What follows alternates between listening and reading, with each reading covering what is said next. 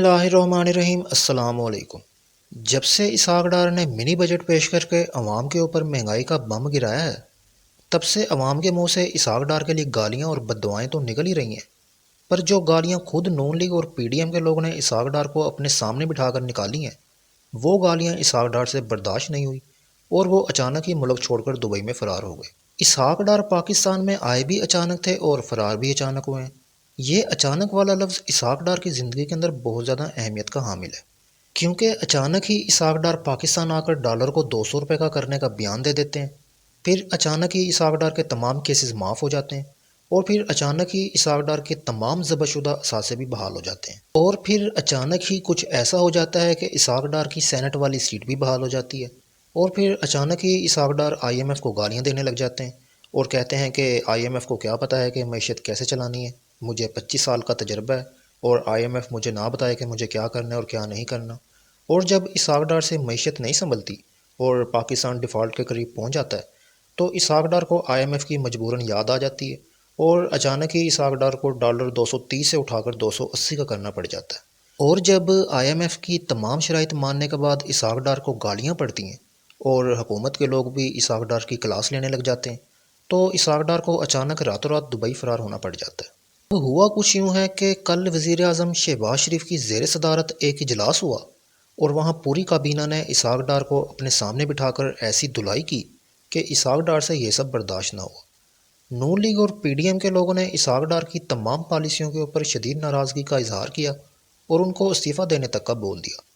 यानी पीडीएम ने कहा कि इसहाक डार साहिब मेहरबानी करो और आप इस्तीफ़ा दे दो और हमारी जान छोड़ दो। उन्होंने कहा कि हम आवाम के अंदर किस मुँह से जाएंगे, आपकी पॉलिसियों की वजह से हम आवाम के अंदर वोट तक मांगने नहीं जा सकते। आपने पूरी तरह से तबाही फेर दी है और हमारा कोई वोट बैंक नहीं रहा। आपने मुल्क को बर्बाद करके रख दिया है।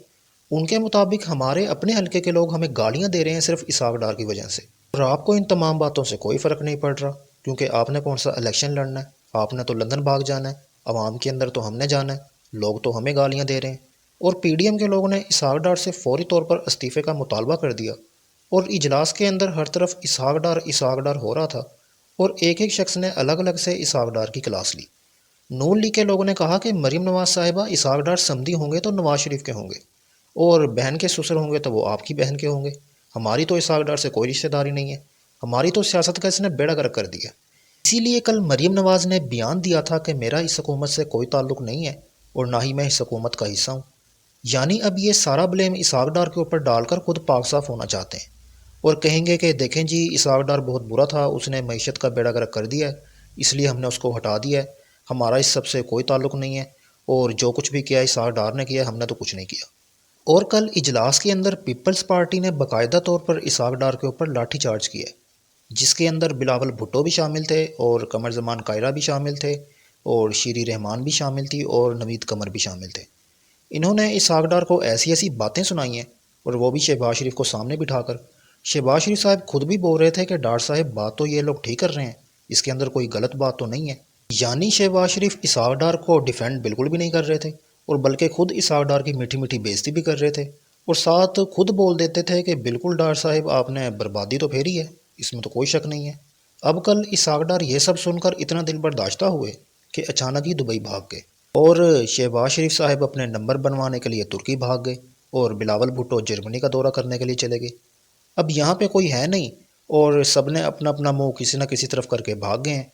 अब जब इसहाक डार के अपने बंदे ही इसहाक डार के साथ नहीं होंगे तो इसहाक डार को इस्तीफ़ा तो देना पड़ेगा और इस वक्त पीडीएम की डिमांड भी यही है कि डार साहब हमें माफ़ी दे दो और हमारी जान छोड़ दो। तो अब इसहाक डार का खेल तो ख़त्म होने वाला है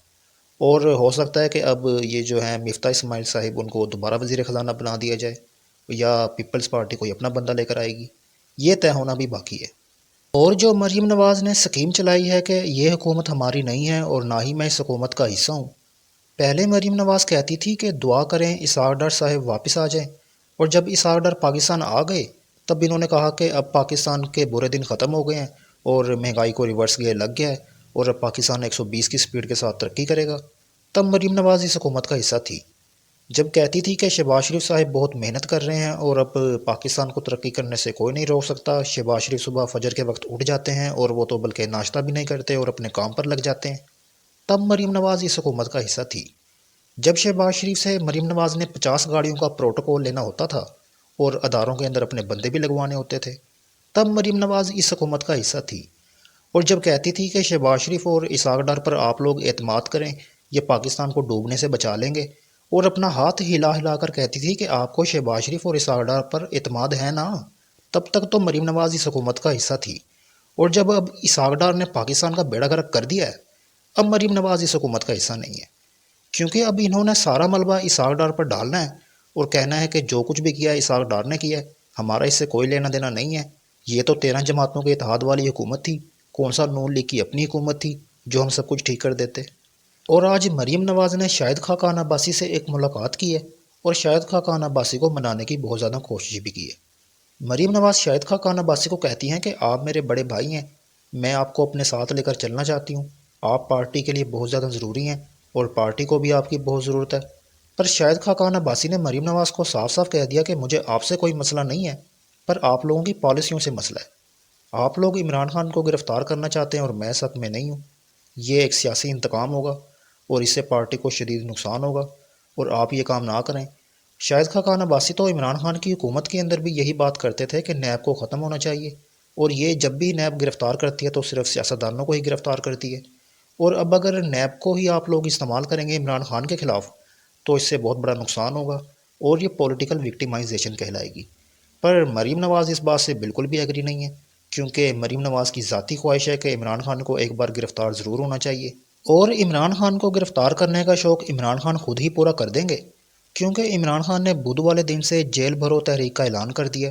اب اکیلا عمران خان ہی نہیں بلکہ پورا پاکستان گرفتاریاں دینے کے لیے تیار ہوگا، اور ان لوگوں کے پاس جو ہے وہ جیلیں کم پڑ جائیں گی، یہ لوگ گرفتار کرنا بند کر دیں گے اور لوگ ان کے پیچھے ہوں گے کہ مجھے بھی گرفتار کرو اور مجھے بھی گرفتار کرو، تب کہیں جا کر مریم نواز کو سکون ملے گا۔ تو یہ اب تک کی تمام ڈیولپمنٹس تھی جو میں نے آپ کے سامنے رکھی۔ نیوز آپ کو اچھی لگی تو چینل کو ضرور سبسکرائب کریں، لائک اینڈ شیئر بھی کریں، اور کمنٹ سیکشن کے اندر اپنی رائے کا اظہار بھی ضرور کریں۔